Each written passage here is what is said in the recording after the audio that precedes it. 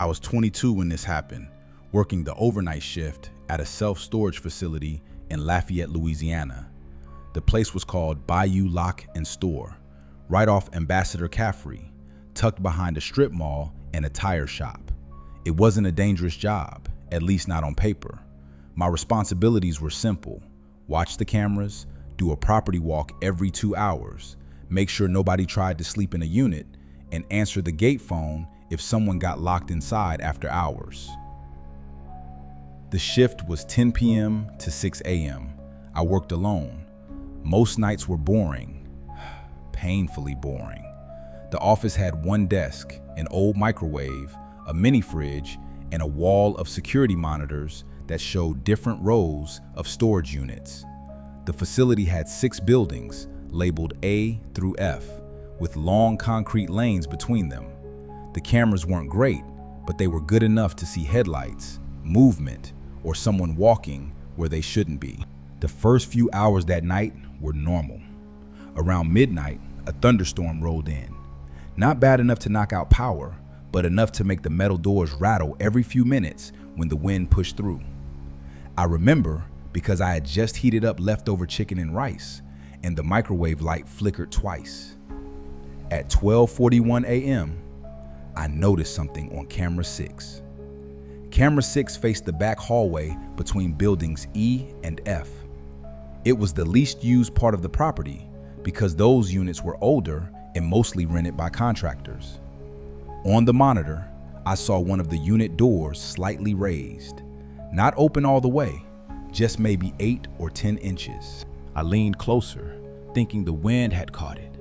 But storage doors didn't just lift by themselves. They had locks through the latch. If the door was up, someone had opened it. I checked the gate log. Nobody had entered since 9:18 p.m. I called my manager, but it went straight to voicemail. That wasn't unusual. He slept hard and never answered unless the alarm company called him directly. I grabbed the flashlight, radio, and the little can of pepper spray we kept in the drawer. Before I went out, I looked at camera 6 again. The door was closed. That made me stop. I stood there for a few seconds, staring at the monitor, waiting for movement. Nothing. Just rain streaking across the camera lens and the back row of units sitting in darkness. I told myself it was probably a camera glitch, or that I had misread the shadow. Still, part of the job was checking things like that, so I put on my rain jacket and stepped outside. The whole property smelled like wet concrete and rust. The rain wasn't heavy, but it was steady, and every sound seemed louder than it should have been. My shoes squeaked against the pavement as I walked past building C, then D, then turned toward the back lane. When I reached building E, I stopped. About halfway down the row, I heard a metal clink.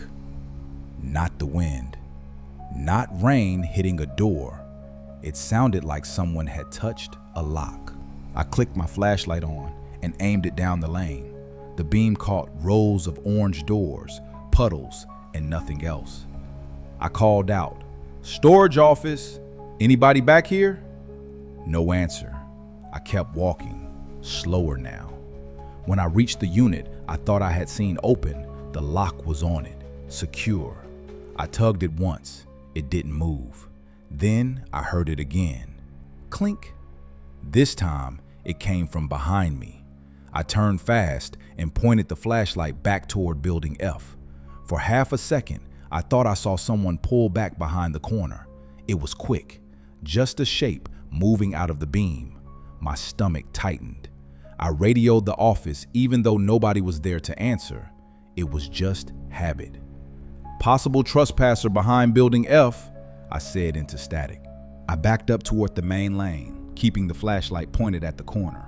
I didn't want to chase anybody. That wasn't part of the job. We were told clearly, observe, report, stay safe. As I reached the corner of building E, my radio crackled. At first I thought it was interference.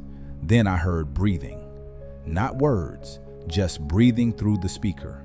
Slow and close, like someone had keyed another radio and held it near their mouth. I froze. We only had 2 radios. One was in my hand. The other was in the office charging dock. I pressed the button and said, "Who is this?" The breathing stopped. Then a man whispered, "Come back." I ran. I didn't even think. I turned and ran straight to the office, slipping once near building B and scraping my palm on the pavement. I got inside, locked the door, and immediately checked the radio charger. The second radio was still there. I picked it up. It was off.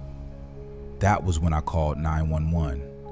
The dispatcher asked if I could see anyone on the cameras. I looked at the monitors while explaining what happened. Camera 1 showed the front gate. Camera 2 showed the office parking lot. Camera 3 showed building A. Camera 6 was black. Not static, not offline, black, like someone had covered the lens. The dispatcher told me to stay inside and keep the doors locked. I remember standing behind the desk with the pepper spray in my hand, feeling ridiculous and terrified at the same time. At 1:03 a.m., someone knocked on the office door. 3 slow knocks. I couldn't see the door from the desk because it was around the corner by the lobby, but I could see the outside camera. Nobody was there. The knocking came again. 3 knocks. I whispered to the dispatcher, "Someone's at the door." She asked, "Can you see them?" I looked at the monitor again. Empty sidewalk, rain falling under the security light, no person. Then the doorknob moved, not violently, just one slow turn to the right, then back. I backed into the file cabinet hard enough to knock a stack of folders onto the floor. The police arrived 7 minutes later, though it felt much longer. 2 officers searched the property with flashlights while I stayed in the office. They found no one, no cut fence, no open units, no forced locks. But they did find something on camera 6. A black knit glove had been stretched over the lens. The officers asked if any employees might have been messing with me. I told them no. My manager arrived around 2 a.m., angry at first because he thought I had overreacted. Then the officer showed him the glove. He stopped talking after that. The next morning, we pulled the security footage. At 12:38 a.m., the back camera showed a man walking from between buildings E and F. He was wearing a hooded rain jacket, dark pants, and gloves. His face was never visible. He walked straight up to camera 6, reached toward it, and the screen went black. The part that still bothers me is the gate log. It showed no entry, no exit. And when the manager checked the vacant units along the back row, one of them had been unlocked from the inside. There was an empty water bottle in the corner, a cheap blanket, and a handheld radio tuned to our channel. I quit 2 weeks later. The police said it was probably someone living in the facility who had found a way in before closing and stayed hidden. That explanation made sense, but it didn't explain how he knew exactly when I was watching. And it didn't explain why, on the audio from the office camera, right before the knocking started, you could hear my own radio voice whisper from somewhere outside the lobby door, "Come back." When I was 26, I worked overnight security at an old medical office building in Shreveport. It wasn't a hospital, but it used to be connected to one years before. By the time I got hired, most of the doctors had moved to newer clinics, and only the first floor was still active during the day. The building had 4 floors. The second and third floors were mostly empty suites. The 4th floor was locked off because of water damage. My job was to sit at the front desk from 11 p.m. to 7 a.m., check IDs for cleaning crews, monitor the cameras, and do rounds every hour. I was told not to go into the 4th floor unless there was smoke, water, or an alarm. The place always felt strange at night, but not haunted, just old. The air conditioner made clicking sounds in the ceiling. The elevators hummed even when nobody used them. Sometimes the pipes knocked behind the walls. The night it happened was a Tuesday in November. I remember because the Saints had played the night before, and the day shift guard spent 20 minutes complaining about the game before he left. Third floor motion sensor's been acting up, he told me while signing out. Probably a rat or something. I laughed and said, great, that makes me feel better. He said, don't worry, if you see anything, just call maintenance. By midnight, the building was empty except for me and one cleaning lady named Rosa. She cleaned the first floor offices every night and usually left by 1:30. She was nice, always packed coffee in a thermos, and sometimes gave me tamales around Christmas. At 12:18 a.m., the motion alarm chimed. Third floor, east hallway. I looked at the camera monitor. The third floor east hallway camera showed an empty corridor with old beige carpet and closed office doors on both sides. Nothing moved. I silenced the alarm and wrote it in the log. 12:18 a.m. Motion 3E. No visual. 20 minutes later, it chimed again. Same hallway. This time, I saw something different. At the far end of the third floor hall, one office light was on. That light had not been on before. I checked the cleaning sign-in sheet. Rosa was still marked inside, but she only worked first floor.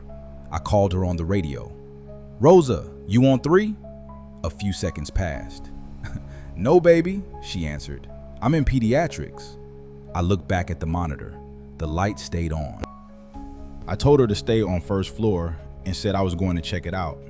She immediately said, you want me to call somebody? I said, not yet, probably just a timer. But I didn't believe that. I took the elevator to the third floor because the stairwell lights were dim and I didn't feel like walking up alone. When the doors opened, the hallway was quiet, except for the low buzz of fluorescent lights. The third floor smelled different from the lobby, dusty with a faint chemical smell like old disinfectant. I turned left toward the east hallway. The office light was still on at the end, spilling a thin yellow rectangle onto the carpet. I called out, security, anybody up here? Nothing. As I walked closer, I noticed several doors along the hallway had small nameplates still mounted beside them, old doctors' names. Some of the glass windows had paper taped over them from the inside. The lit office was Suite 318. The door was closed. I stood outside it and listened. At first, there was nothing. Then I heard a soft scraping sound from inside, like a chair leg dragging slowly across carpet. I keyed the radio. Rosa, I'm at the office. I hear something inside. She didn't answer. I tried again. Static. I should have gone back downstairs right then. Instead, I knocked. This is security. Open the door. The scraping stopped. Then something inside the room knocked back. One knock. Not on the door, on the wall from inside. I stepped back. I called 911, but before I could press send, my phone vibrated with an incoming call. It was from the front desk phone. That didn't make sense. Rosa didn't sit at the desk. Nobody did. I answered without thinking. For 3 seconds, there was only silence. Then a man said, "You left the lobby empty." His voice was calm, almost bored. I hung up and ran for the elevator. I hit the button over and over, but it didn't come. Then I heard Suite 318 open behind me. Not fast, just the soft click of the latch. I didn't look right away. I just stood there, staring at the elevator doors, feeling my pulse in my neck. Then I heard footsteps. Slow, one step at a time. I turned and saw a man standing halfway down the hall. He was wearing dark clothes and a surgical mask. Not a Halloween mask, a regular blue medical mask.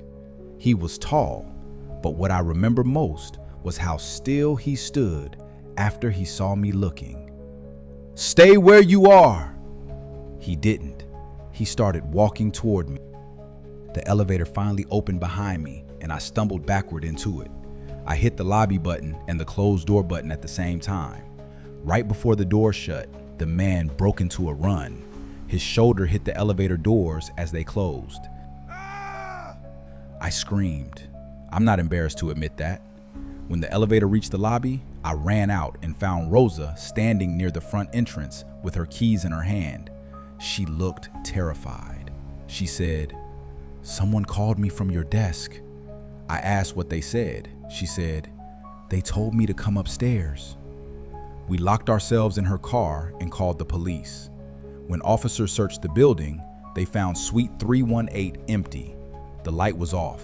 There was no sign of forced entry, but the office had old furniture inside, including a desk, 2 chairs, and a disconnected landline phone sitting on the floor.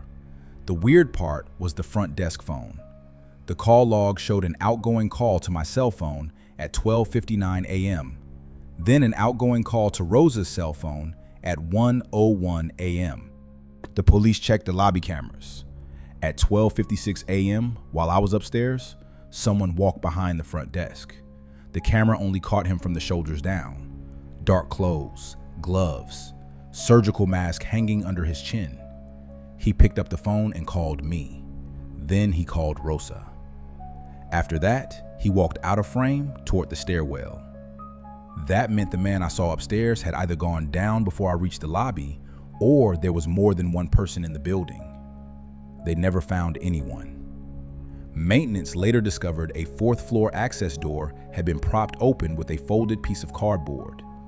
Inside the locked off floor, they found food wrappers, cigarette butts, and a sleeping bag hidden behind old file cabinets.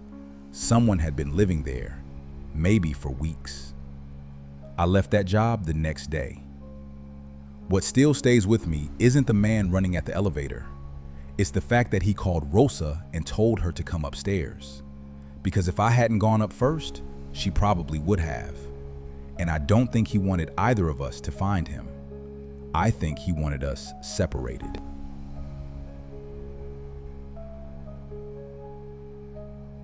I was 24 when I worked nights at a small truck stop outside Hammond, Louisiana.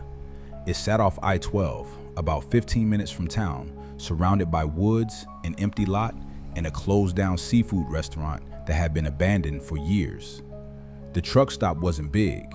8 pumps, a diesel island, a small store, 2 showers, and a little glass booth where the night cashier sat when cleaning or taking smoke breaks. I worked from 9 p.m. to 5 a.m. Most nights were just truckers, road crews, and people buying cigarettes or energy drinks. The manager always said the same thing before leaving. Keep the doors locked after 2, window service only. That was because we had been robbed years before, long before I worked there.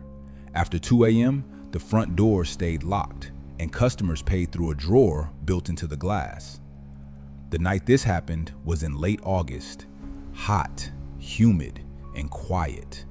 The kind of night where bugs gathered around the lights so thick it looked like the air was moving. At 1:47 a.m., a white pickup pulled into the lot. It parked at pump 4, but nobody got out. I noticed because I had just finished mopping and was watching the camera above the register. The truck sat there with its headlights off and engine running. The windows were tinted dark, but not completely blacked out. After about 5 minutes, I hit the intercom. "Pump 4, you need gas?" No response. I figured maybe someone was checking their phone. That happened all the time. At 2 a.m., I locked the front doors like usual. The pickup was still there. At 2:13, the driver's door opened. A man got out wearing jeans, work boots, and a gray hoodie, even though it was still around 80 degrees outside. He walked toward the store slowly, hands in his pockets. I stood behind the counter and watched him through the glass. He pulled on the front door. When it didn't open, he looked at the sign that said, "Window service after 2 a.m. Then he walked to the service window. I slid it open a few inches. He said, "Bathroom open?" I told him, "Not after 2, sorry." He looked past me into the store. "You here by yourself?" I didn't answer right away. Then I said, "My coworker's in the back." That was a lie. There was no coworker. He nodded like he didn't believe me. Then he said, "Can I get 20 on 4? He paid with cash. His hand was dirty with black grease under the fingernails. Nothing unusual for a truck stop. I turned on the pump, but instead of walking back to his truck, he stayed at the window. I said, "You're good." He smiled a little and said, "You got cameras out here?" I looked at him. "Yeah," I said, "everywhere." He nodded again. Then he walked back to the pickup, but he didn't pump gas. He opened the door, leaned inside like he was talking to someone, then shut it and walked around the side of the building. That side led to the dumpsters and the employee entrance. I immediately locked the service window and grabbed the phone. The employee entrance was a metal door in the back hallway. It had a deadbolt, but the upper half had a small wired glass window. I stood at the end of the hallway and listened. At first, nothing. Then the handle moved. Slowly. Not a hard pull, just someone testing it. I yelled, "You need to leave!" The handle stopped. A man's voice said, "I'm just looking for the bathroom." I said, "There's no bathroom. Leave or I'm calling the police." He didn't respond. Then I heard footsteps walking away. I went back to the register and checked the cameras. The white pickup was still at pump 4. The driver's door was open. Nobody was visible. The camera on the dumpster side was dead. It had been working earlier. That was the first moment I felt real fear. I called the sheriff's office and told them a man was refusing to leave. The dispatcher asked if he had threatened me. I said no, but he was trying the employee door. She said a deputy would be sent out.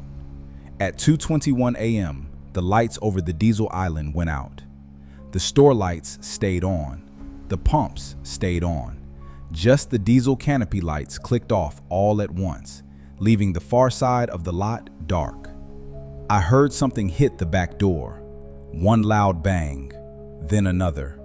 I ran into the office and grabbed the aluminum bat the manager kept behind the filing cabinet. My hands were shaking so bad, I almost dropped it. The banging stopped. Then the store phone rang.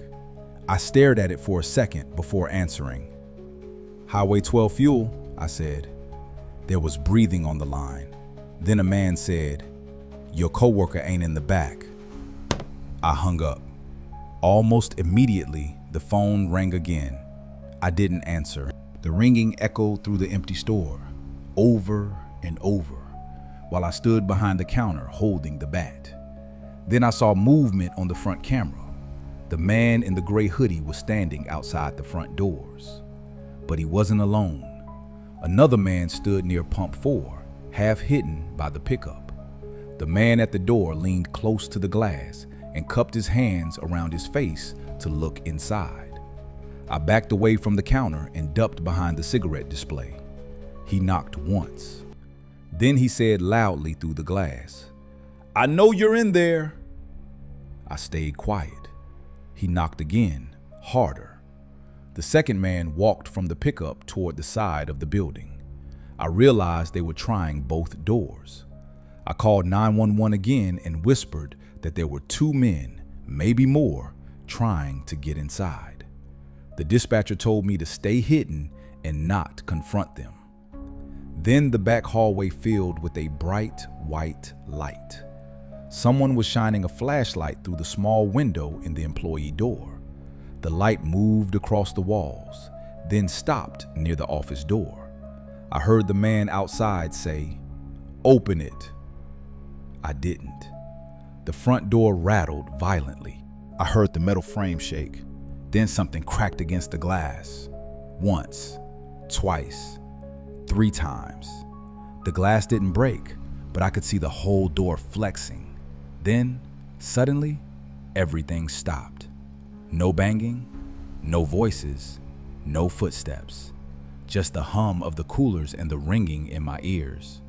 A minute later, Red and blue lights flashed across the front windows. The men ran. The deputy caught one of them in the woods behind the abandoned seafood restaurant. The other got away in the white pickup, which turned out to have stolen plates. The man they caught had a crowbar, a folding knife, and a roll of duct tape in his backpack. That alone was enough to keep me up for weeks. But it got worse. The next day, my manager reviewed the security footage. Around 1:35 a.m., before I ever noticed the pickup, the camera showed a man walking out of the woods behind the store. He went straight to the dumpster side camera and cut the wire. Then, he waited behind the building for the pickup to arrive. That meant this wasn't random. They had planned it. They knew the store locked at 2. They knew one person worked overnight. And somehow, they knew the side camera was the one blind spot that mattered. I never worked another night shift there. For a long time, I told myself I was lucky the doors held. Lucky the deputy got there fast. Lucky I lied about having a coworker. But sometimes, I still think about what the man said on the phone. Your coworker ain't in the back. Because that meant he had either been watching me long enough to know I was alone, or he had already been inside before I locked the doors.